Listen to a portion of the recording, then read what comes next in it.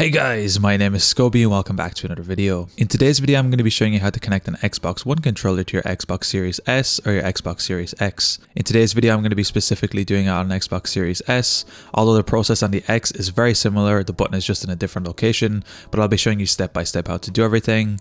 Let's jump right into this. So the first thing you need to do is have your Xbox One controller next to your Xbox Series S.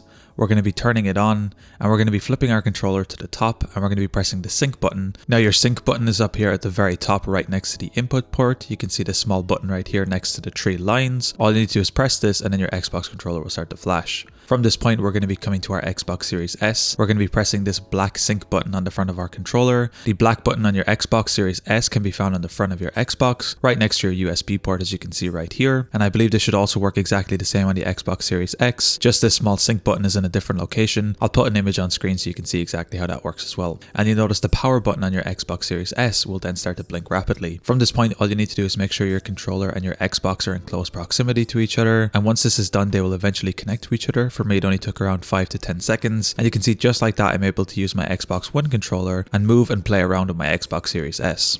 Anyway guys, it's as easy as that to connect your Xbox One controller to your Xbox Series S or your Xbox Series X. If you guys enjoyed this tutorial, be sure to drop a like. Subscribe if you're new, check out the other videos on the channel. I'm going to be leaving a link down below to my PayPal if you found these videos helpful and you want to support me. Anyway guys, thank you so much for watching. Until next time, as always, keep it saucy. Peace.